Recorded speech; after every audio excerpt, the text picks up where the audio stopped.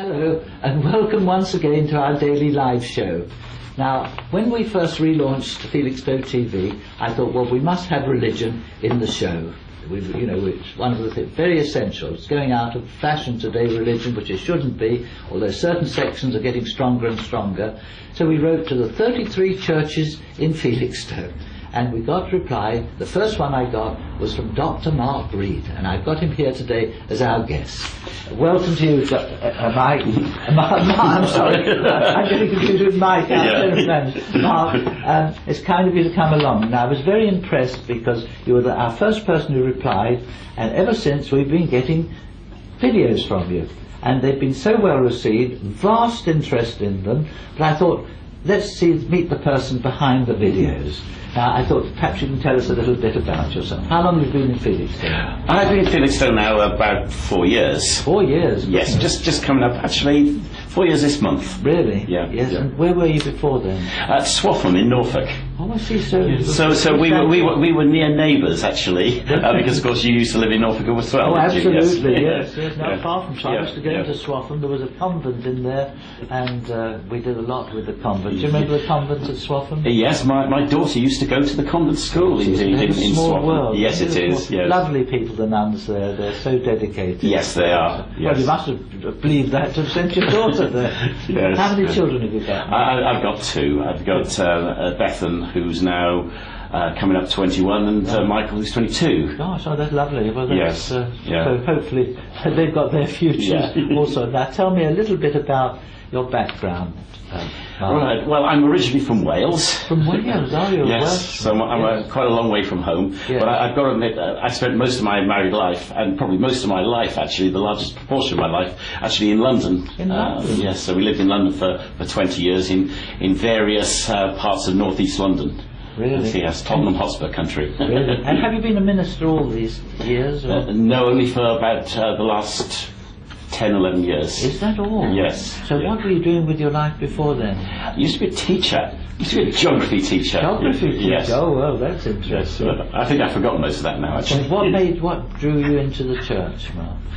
Actually, I was brought up in a Christian family, yes. So I was brought up with it. But I've got to say, one of the things, I was brought up in the type of church where they encouraged us to come to a faith by our own decision rather than being pressed by our parents. Yes. So I came to a decision about wanting to follow Jesus when I was about 10 years old, actually. Did you? Oh. But it was only I only really started moving on as a Christian, started growing and finding real commitment for myself when I was a teenager, and particularly when I went away to university. Yes, I see. But then you became a teacher.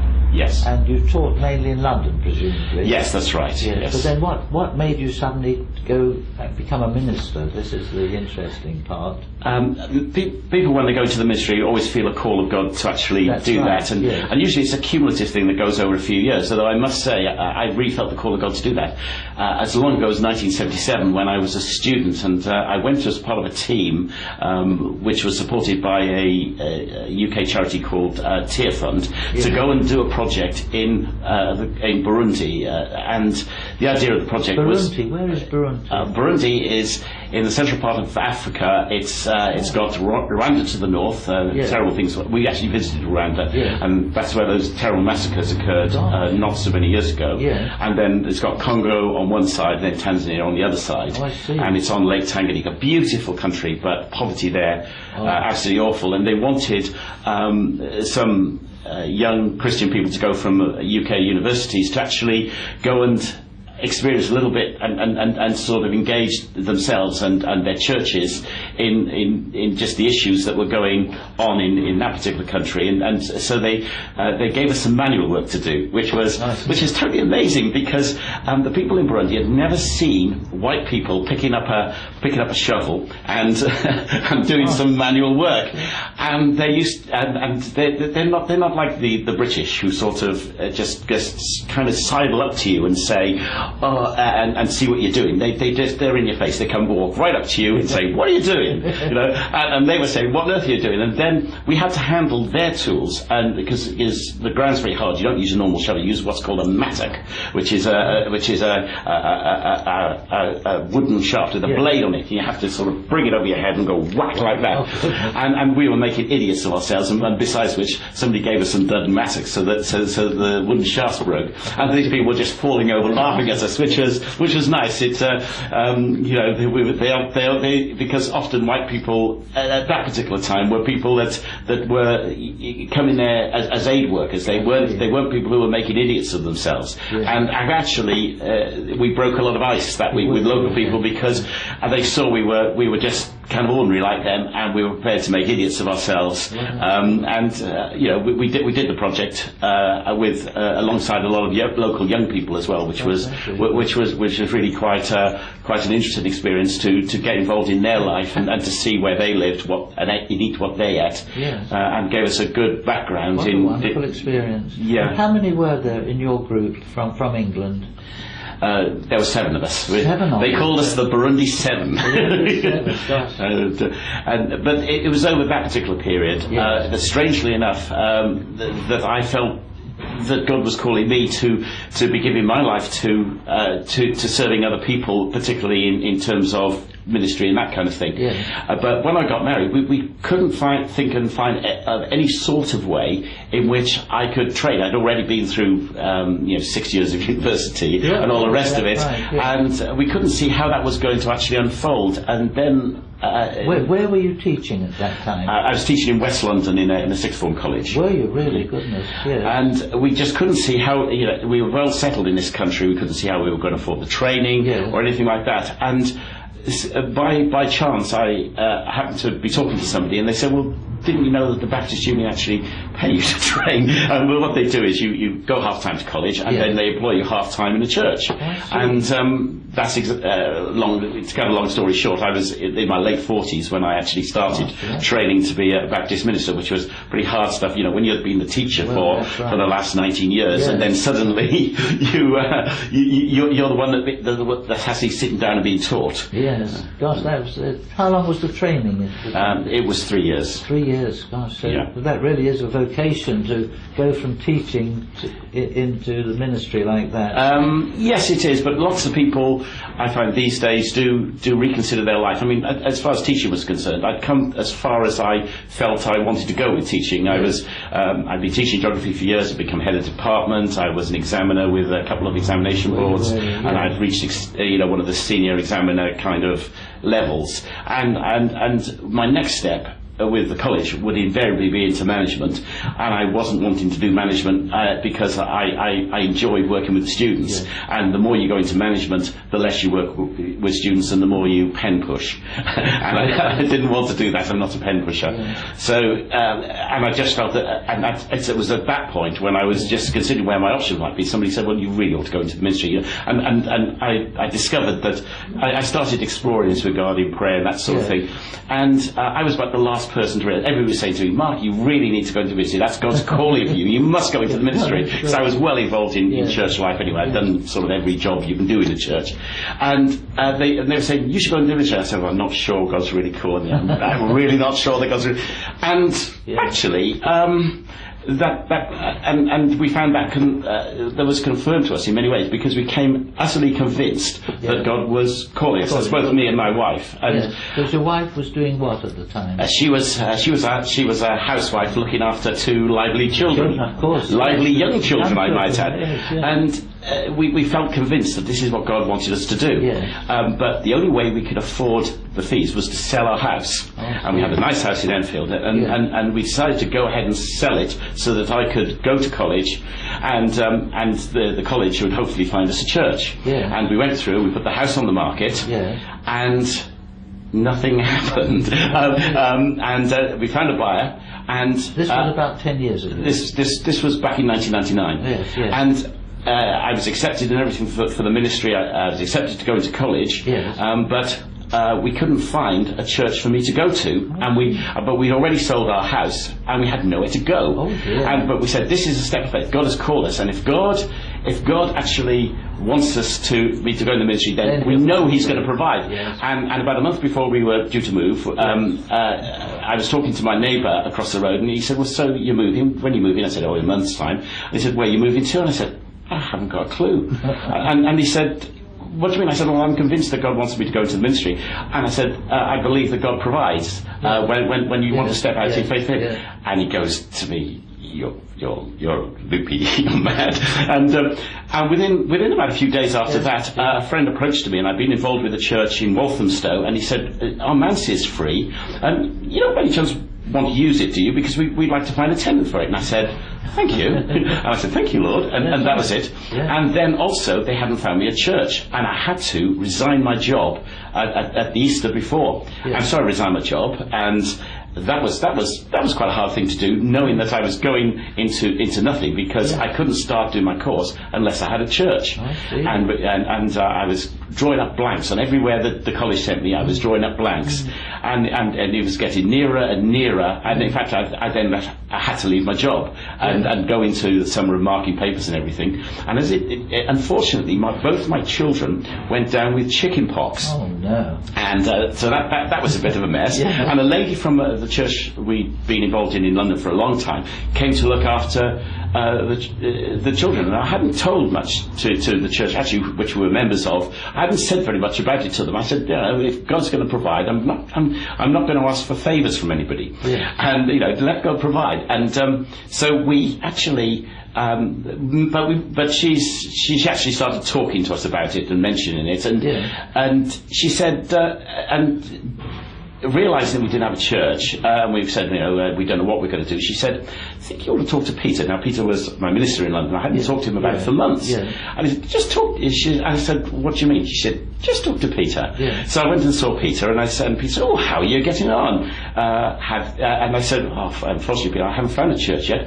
Oh, good, he said, because he said, I was just talking to somebody the other day. He said, I could use somebody like Mark. He said, what a pity. He's going to go somewhere else. So you had your answer. So I had my answer, and I worked with them for 3 years as I trained, and it was my own church as well, which I'd been a member of for a while. Yes, but isn't that typical? God leaves things at the very last minute. He tests your faith. Well, that's right. But for me, it was a growing experience and a confirmation for me. This is what God was calling me to do, and everything kind of ran smoothly for that point until again but it's every time we have to make a move. It's a move of faith as far as we're concerned, and we have to sit sometimes long and hard to listen to what God is calling. But He always calls it. So wherever I've gone. So for example, when I came here, that was quite a long road. But actually, having come here and being sure this is where God wanted us to go, and for the church here being sure that this is where God was calling us, it's a great encouragement of knowing that that's where God wants you to be. But what made you pick Felixstowe? Oh, that was another thing that just happened. We knew Felixstowe quite well. We used to come here when we lived in London. It's a good place for a holiday. We had a caravan. We used to come down here. Oh, I see. So we knew your first. It wasn't our first experience of Felixstowe. We loved Felixstowe. Really nice place. We hadn't thought of Felixstowe, and when we put our list of ideal places where we'd want to go as a minister to a church, we said, well, what we'd really like is somewhere by the sea, somewhere by the country, and there was a whole list of other things, and we said we're not going to ask God for that, because that's just too much to ask Him. That's really rather cheeky. So we said, Lord, take us where you want us to go. And the Baptist Union sent us to all sorts of strange places. There was a church in Bilston in the West Midlands, a very unusual place, and then there was another one in Stevenage which we thought we were going to get, and that all fell, and that spectacularly fell through. I mean, nobody could explain. Everybody in the church was certain when the boat came in the church that I'd be appointed, and much to their astonishment, it just didn't happen. I just didn't get enough votes, and nobody could understand it. And I talked to my regional minister. He said, look, he said it's not normal at this time of the month, but he said, I've just had a church come in he said, and I think it's the perfect church for you. Would you mind if I recommended you to them? And I said, where is it? And he said, it's actually Mason Road in Felixstowe. And Mason Road, we hadn't asked for it, but it's a place we knew. It's a place it's a town we were familiar with. We didn't know the church at all, but when we arrived at the church, we just knew everything clicked. Us with them, and them with us. It ticked all the boxes. Yes, it ticked all the boxes, and we thought, well, it's amazing how God just provides these things. You know, we'd had quite a lot of months saying, you know, Lord, we'll go anywhere, and He takes us to somewhere which we should be comfortable with. Yes, but you've got a lot of interesting activities, haven't you, going on at the church? Now tell me something about them, because we're so intrigued. I mean, what's this? You have a baby exchange. You do exchange babies? No. It's I would have loved that when our kids were young, to swap them for a better model. No, actually, no. They're very nice. They're very nice children. Yes. But yes, we've got a baby exchange.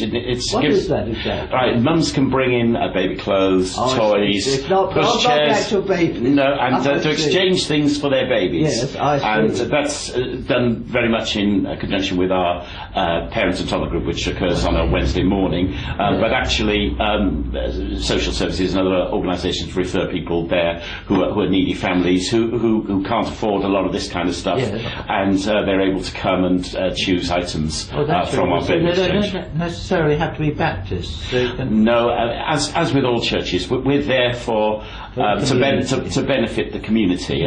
So this is on Wednesday morning. Yes. So well, there you are. If any of you are looking for new toys for your babies, or you've got baby toys to give, please come along on a Wednesday morning to where?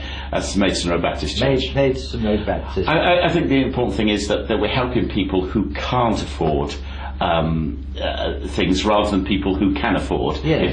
So the people who can afford, if they bring things in, that I'm sure is acceptable, isn't it? Yes, of course. Yes, if people have got old baby stuff that they'd just like to donate to the baby stage, that would be absolutely fantastic. Well, let's hope that. And tell me something more about your other activities. We've got some interesting. That's right. We've got a children's club called Seekers on a Wednesday evening. That's for 7 to 11s. Yes. And that's a lot of fun. I know. I sometimes do things there. Yes. What do you do? I mostly do some of the teaching there. Geography? No.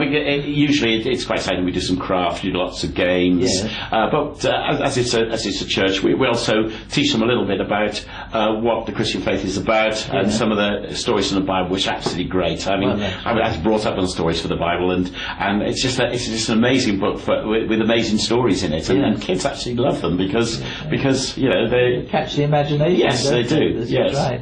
And then you've got something new just starting, haven't you? Well, I think it's starting today, isn't it? That's right. We've for a few years in our church, we've had what's known as the Parish Nursing Project, which is where we bring healthcare within the Christian context to the community, and we've had a couple of parish nurses already connected to the church, and they provide help and advice for people.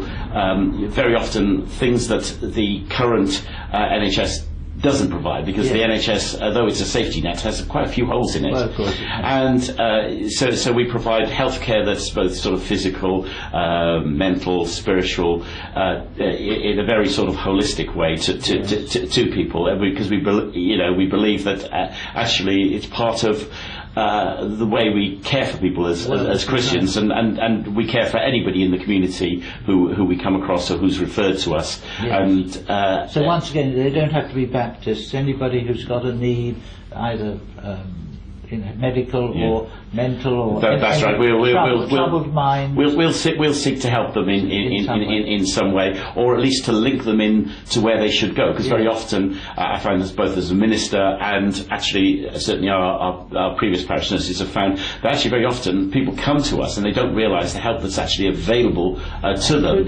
And sometimes our role isn't so much as helping people, but signposting them to the correct kind of care, and being advocates for them sometime within situations. What is the main age group that comes to you for this? That again is all ages. What we're starting today is we've expanded the project, so it's now both ourselves and Seaton Road Methodist Church, which is around the corner. They've been interested in some time in appointing a parish nurse, and it didn't seem right to kind of be one church round one corner, another church round another corner, both doing the same thing, competing against one another. So we pooled our resources, and we're working together on this particular project. It's now called Walton Parish Nursing Felixstowe. I see. And this, I must stress, this isn't a voluntary nurse or anything like that. This is a fully paid nurse who's there available to the community through the good-heartedness of the parishes, your parishes, who are actually funding this nurse. Yes, I mean with help from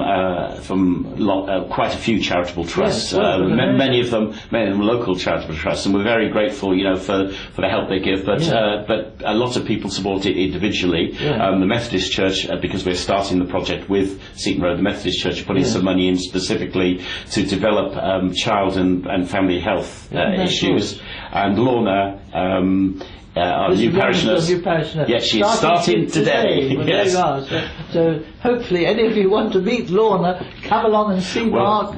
Well, we've actually got a commissioning service for Lorna on the 26th of November, 4 o'clock at Maidstone Road, and it's an opportunity for people to meet Lorna. I'm hoping to get a video camera there so that we can do a report and perhaps pop it onto Felixstowe TV so that people can see what Lorna looks like, learn a little bit more about parish nursing, and gives you an insight into something. But we really feel it's important to be relevant to our community, and we provide help to people irrespective of age, of race, of gender, whatever. Whoever they are, if we can help, we'll try to help them. I mean, we've got quite a few projects that we've developed over the years. We've had a project for some time for leg care because there's a need to help people that do have leg problems, to keep them out of NHS care. So they have their NHS care, they come to the end of it, and very often we find that they end up in the hands of our parish nurse.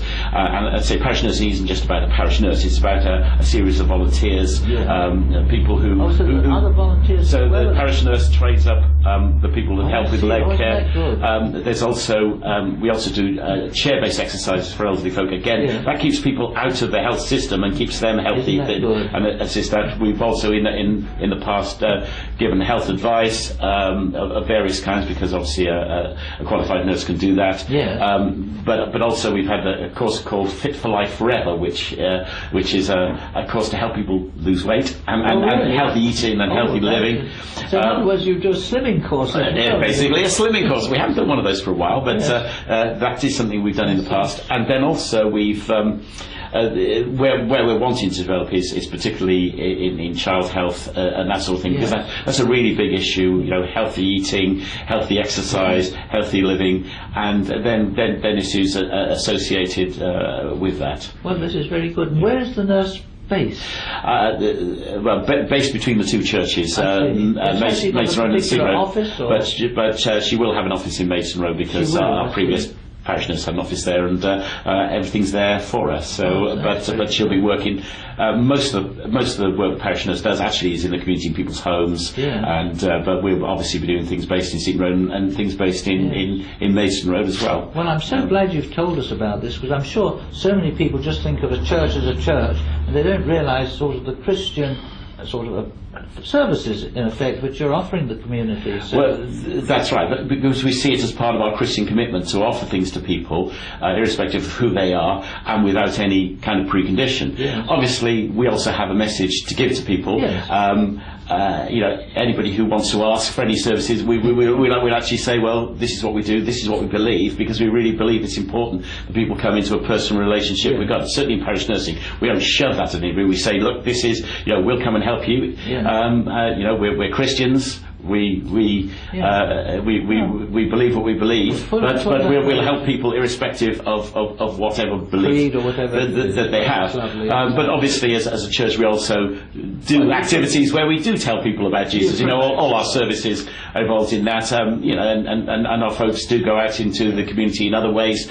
We have a magazine called Challenge, which it's not our magazine. It's actually when you buy it, a newspaper, and it just tells you stories that are inspirational, but which help people to think of matters of faith because I believe it's important that that people understand that the God is relevant to them. He can be known by them and throughout the whole of their lives. It's not just a thing that we need to think about in terms of death and eternity, but God wants us to live now as well as wants us to be with Him for eternity, and which is why Jesus died, so that so that people by their choice they can choose to follow Him and to find forgiveness for God, to find God's way for themselves. And obviously a lot of my own videos are about that kind of thing. This is what I wanted to talk to you about, because if time's running out, we haven't got much longer, but when I wrote, you answered, and since then you've just had so many videos, and they are absolutely brilliant, because if you want to, you go onto our video category and you'll see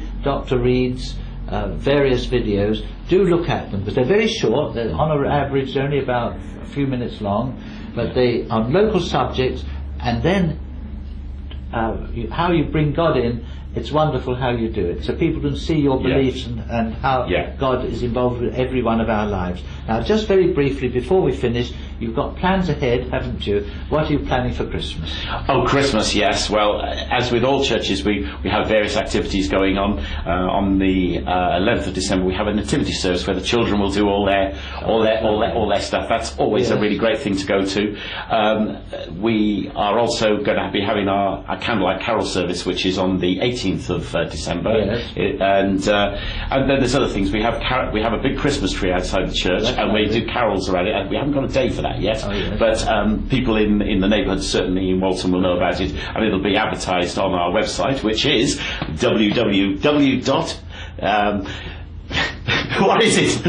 mrbcfelixstowe.org.uk. Do you know what? I look on that website and I put that down every time on all of my videos, and I forget it this morning, don't I?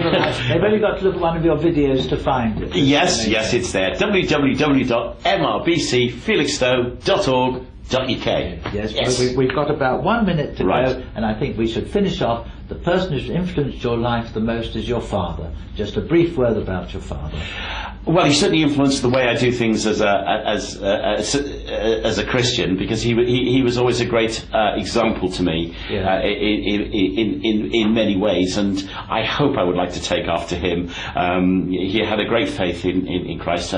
He never really ever questioned it, and he was a man that was like his father.